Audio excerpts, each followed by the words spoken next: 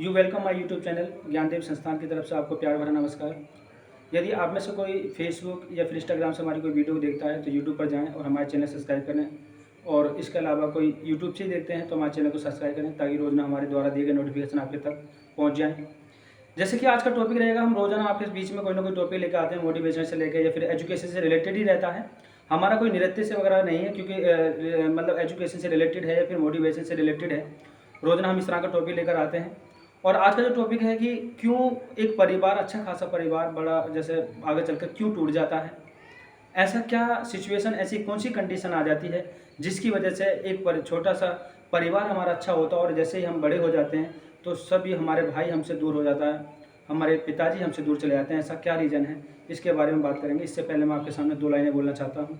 जैसे बेवजह नहीं पड़ती रिश्तों में दरार, बेवजह नहीं पड़ती रिश्तों में दरार, कोई अपना ही जहर घोलता है अपनों में यार। बेवजह नहीं पड़ती रिश्तों में दरार, कोई अपना ही घोलता है जहर अपनों में यार।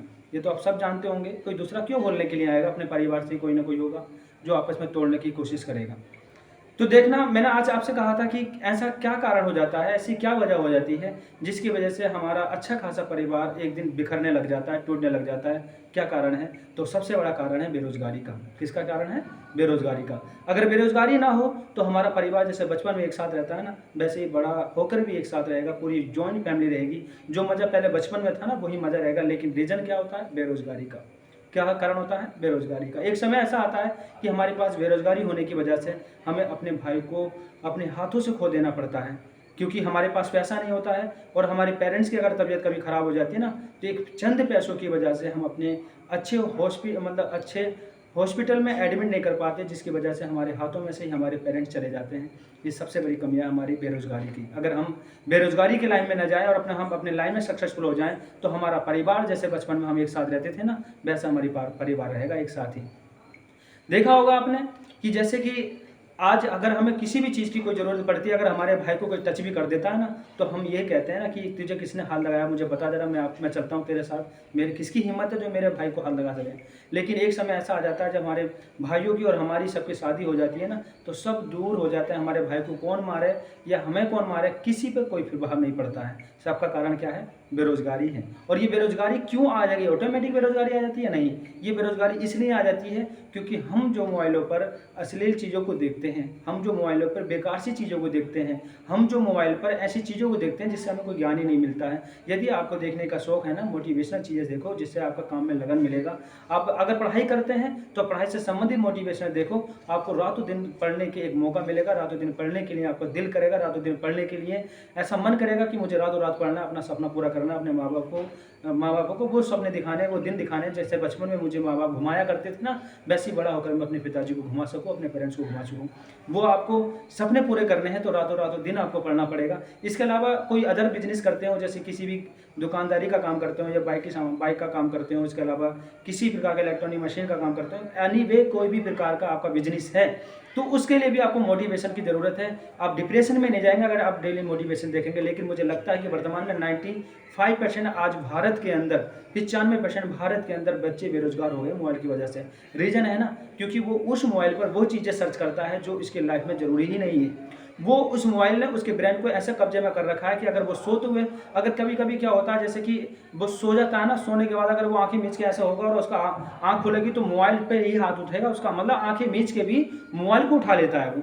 मतलब इतनी बुरी आदत पड़ गई है कि हमारा जो मोबाइल भी रखा होगा हमारी कैपेसिटी के अनुसार रखा होगा कि इतनी दूर हाथ फैलाऊंगा तो इतनी दूर में मेरा हाथ पहुंच जाना चाहिए और बटन दबाऊं मेरा लॉक खुल जाना चाहिए तुरंत मेरे फेस, मतलब इतनी बुरा जकड़ लिया है मोबाइलों ने। मैं कहता हूं कि मोबाइल भी सही है, इंसान भी सही है, सब कुछ सही है, लेकिन आपको क्या चाहिए, क्या देखना चाहिए, वो आपके ऊपर डिपेंड करता है। मोबाइल गलत नहीं है, मैं मोबाइल को देखना मना नहीं कर रहा हूँ, मोबाइल सही है, लेकिन मोबाइल में आपको बहुत चीज़ें देखनी है जो आपकी ज़िंदगी बना दे। अब ज़िंदगी बनाने के लिए मोबाइल में से तो कोई निकलेगा नहीं आपको कि ला मैं तुझे 2 लाख रुपये दे दूँ, ले मैं तुझे 3 लाख दे दूँ, मैं 10 लाख दे दूँ, कोई नहीं निकलेगा, कोई पैसा देने के लिए निकलेगा। लेकिन एक रीजन है, मोबाइल पर आप उन चीज़ों को देख सकते हैं जिससे आपकी ज़िंदगी बन जाए। मोबाइल पर आप उन चीज़ों को कर सकते हैं जिससे आप अपने लाइफ में कामयाब हो सकते हैं। मोबाइल से आप उन चीज़ों को देख सकते हैं जिससे अपने मार्ग से भटक रहे हो ना, तो कभी नहीं भटकोगे।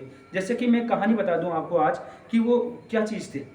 जैसे एक व्यक्ति था, उसने अपना बिजनेस खड़ा किया, बिजनेस खड़ा करने के बाद वो इसका बिजनेस जो है अचानक टूटने लगा था।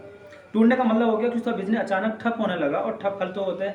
वो इतने कर्ज में डूब गया, इतने कर्ज में डूब गया कि एक दिन उसके मन में आया, क्यों ना मैं जहर खा के मर जाऊँ आज। क्योंकि जो भी लोग आते हैं मुझसे यही कहते हैं, भाई वो हमारा कर्ज निपटाओ, हमारा कर्ज निपटाओ। रातों रातों दिन वो सो नहीं पा रहा था इसी टेंशन की वजह से कि मैं इसका कर्ज निपटाऊंगा तो निपटाऊंगा कैसे, क्योंकि मेरा जो बिजनेस था वो चौपट हो गया, बंद हो गया है, चंद मेरी कमियों की वजह से, मतलब उसकी कमी की वजह से बिजनेस बंद हुआ होगा। लेकिन वो इतनी डिप्रेशन में चला गया, इतनी डिप्रेशन में चला गया कि ना तो उसे किसी के साथ बैठना पसंद था, ना किसी के साथ उठना बैठना पसंद था। वो रोज डेली डेली क्या करता था, रोज जो है रोज ना अकेले में ही अकेला रहना पसंद करता था। लेकिन अचानक क्या हुआ, एक दिन उसके माइंड में आया, क्यों ना मैं आज अपना आप को ख़त्म कर देता हूँ, इस दुनिया से उठा लेता हूँ, ना होगा बांस ना बजेगी बांसुरी। अचानक एक दिन उसके मन में आया, क्यों ना मैं यहाँ से अब अपनी लाइफ को ख़त्म ही कर देता हूँ। बहुत टेंशन में पड़ गया, डिप्रेशन में चला गया। डिप्रेशन में जाने की उसकी एक वजह थी, क्योंकि वो ऐसी चीज़ों को देखा करता था जिससे उसकी लाइफ में बना अच्छा खासा बिजनेस चलता था। बिजनेस के साथ साथ वो ऐसी चीज़ों को देखा करता था कि जैसे मोबाइलों पर देखे या टीवी सीरियल पर देखे, कहीं भी देखे, लेकिन उसे कोई ज्ञान नहीं मिला, अपने बिजनेस से दूर होता चला गया। अगर मान लीजिए अगर हम बिजनेस कर रहे हैं तो हमें अपने बिजनेस से संबंधित ही मोबाइलों पर चीज़ें देखनी चाहिए। अगर हम एजुकेशन में चल रहे हैं तो एजुकेशन से संबंधित हमें वीडियो सर्च करनी चाहिए। यदि हम जो भी चीज़ जिस बिजनेस में वही चीज़ हमें सर्च करनी चाहिए, ना ताकि हम अपने मार्ग से ना भटकें। लेकिन वर्तमान में मोबाइल एक समुद्र की तरह है, एक सागर की तरह है, जो उसमें सर्च करोगे वो मिल जाएगा आपको।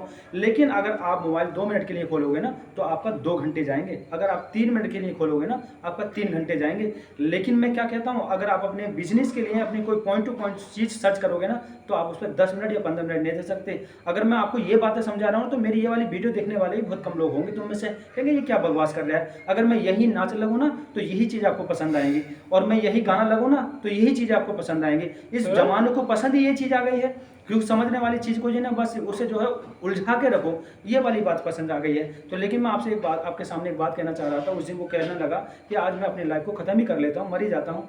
बहुत टेंशन डिप्रेशन में चला गया। एक दिन वो अचानक क्या समुद्र के किनारे चला गया।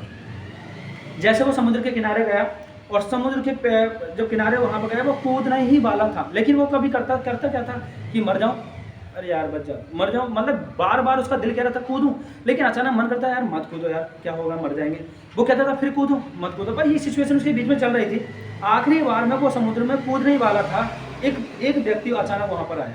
एक व्यक्ति ने आके उसे हाथ लगाया, वो अचानक डर गया, पीछे से कौन आ गया भाई ये। उसने हाथ लगाया, वो पूछा भाई क्यों, क्या करना चाह रहे हो। यार मत पूछो यार, मैं कुछ नहीं बताओ तो, यहाँ तुम समुद्र के किनारे कर क्या रहे हो। तो उसने बताया कि मेरे पास इतना इतना कर्ज हो गया, ऐसे ऐसे बिजनेस चलाता था, मैं बड़ी परेशानी हूँ, डिप्रेशन में जा रहा हूँ, और मुझे जो है मरने से अलावा मुझे मरना ही है आज। तो उस व्यक्ति ने कहा ऐसा है कि आपके पास वैसी समस्या है ना, मैं तुम्हें एक चेक काट कर दे देता हूँ, और 10 लाख का चेक मैं काट कर दे रहा हूँ, जाके अपना दोबारा बिजनेस खड़ा करो, दोबारा बिजनेस खड़ा करो, लेकिन ये 10 लाख रुपये मैं वापस लूँगा आपसे। तो उसने सोचा यार, एक अनजान व्यक्ति मुझे 10 लाख रुपए दे रहा है, 10 लाख का चेक दे रहा है, तो शायद मुझे अपना बिजनेस दोबारा खड़ा करना चाहिए, दोबारा मौका मिल रहा है, शायद भगवान मेरा साथ दे रहा है दोबारा से। भगवान भी एक ईश्वर का ही, मतलब ईश्वर जो होता है एक मनुष्य का ही रूप होता है।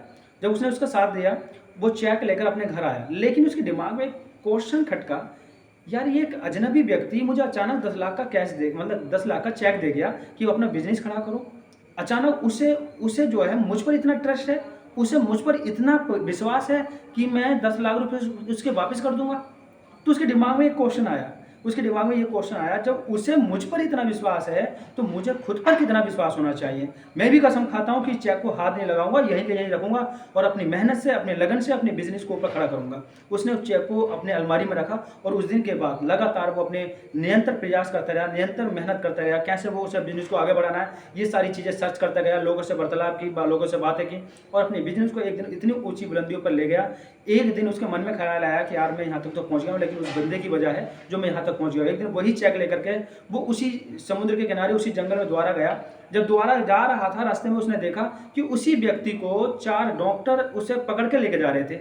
4 डॉक्टर मतलब 2 जने उसके हाथ पकड़े हुए थे, 2 जने उसके पैर पकड़े हुए थे, ले जा रहे थे। ये कह रहा था यार भला आदमी था, इसने मुझे 10 लाख का चेक दिया, ऐसा कौन सा क्राइम कर दिया जिसे 4 लोग, ये 4 डॉक्टर ये लेके क्यों आ रहे हैं इससे पकड़ के, ऐसी क्या हरकतें इसके साथ में हो गई हैं, ऐसी क्या दिक्कतें इसे हो गई हैं जो लेके जा रहे हैं। वो भागते हुए बेचारा पहुंचा उसके पास, भाई डॉक्टर साहब छोड़ो इसे, क्या बात है, इसे क्यों आप पकड़ के लेके आ रहे हैं। तो उन डॉक्टर ने पता क्या कहा था, उन डॉक्टर ने इससे एक बात कही थी, इसने तुम्हें चेक काट के दिया होगा 10 लाख का। वो कह रहा हाँ दिया तो था, तुम्हें कैसे पता, ये पागल है। उन डॉक्टर ने कहा ये पागल है, इसका काम ही है ये, अक्सर ये इस बगीचे में, इस जंगल में आ जाता है घूमने के लिए, इसे कोई भी व्यक्ति चमके वो 10 लाख का चेक काट कर दे देता है। भाई उसका दिमाग खिसक गया। मतलब मेरे पास जो वो रखा था ना चेक, वो एक खाली चेक था, बेकार चेक था। इस बेकार चेक की वजह से मैं यहाँ पहुँच गया। मतलब इससे आप क्या समझे? इससे ये समझ में आता है अगर हमारे अंदर लगन हो, शक्ति हो, ताकत हो और एक काम पर फोकस हो तो दुनिया की कोई भी ताकत आपको हरा नहीं सकती है। और जब हम अपनी लाइन में कामयाब हो जाएंगे ना तो हमारा परिवार जो था वो कभी नहीं टूटेगा, क्योंकि हमारे परिवार हमसे जो बिछड़ता है ना वो हमारे अनसक्सेसफुल की वजह से बिगड़ता है, टूट जाता है। अगर हम कामयाब नहीं होंगे तो हम एक परिवार में संयुक्त कैसे रह सकते हैं? संयुक्त परिवार सबसे भला परिवार होता है। संयुक्त मैंने एक नारा और सुना था, हम दो या हमारे दो का नारा सुना था, ये बात सही है। लेकिन कहते हैं कि छोटा परिवार सुखी परिवार, ये भी बात सही है। लेकिन कोई ये नहीं कहता कि संयुक्त परिवार में रहो। संयुक्त परिवार में रहो ना, जब तुम्हारे माँ बाप ने 3-4 बच्चों को पाल लिया तो तुमसे क्यों अपने माँ बाप नहीं पाले जाते? बुजुर्ग होने मतलब जब वो बुजुर्ग हो जाते हैं तो वो नहीं कारण क्या था? बेरोजगारी का। यदि मेरी बातों से आप पे प्रभाव पड़ा हो तो मैं इसके लिए बहुत खुश रहूँगा। और यदि मेरी बातों से किसी का हृदय दुख हुआ हो तो उसके लिए बहुत बहुत मैं बहुत बहुत आभारी हूँ और उससे मैं माफ़ी चाहता हूँ अगर मेरी बातों से किसी के लिए हृदय में थोड़ी भी चोट पहुंची हो। और इसके अलावा इसी तरह की कोई वीडियो देखना चाहते हो, मेरी बातें किसी को पसंद आती हों तो कृपया करके वो कमेंट करके मुझे बताएं कि आप कहां से मेरी वीडियो देख रहे हैं और आगे मुझे इस तरह की वीडियो बनानी चाहिए या नहीं चाहिए। इस तरह की वीडियो देखने के लिए हमारे चैनल को सब्सक्राइब करें जिन्होंने सब्सक्राइब नहीं किया है, और आगे हमारी इस वीडियो को अपने दोस्तों में शेयर करें और उनसे कहें कि इस चैनल को सब्सक्राइब करें। आपका छोटा भाई या आपका बड़ा भाई हरी सिंह ज्ञानदेव संस्थान की तरफ से आपको बहुत बहुत धन्यवाद देते हैं। जय हिंद, जय भारत।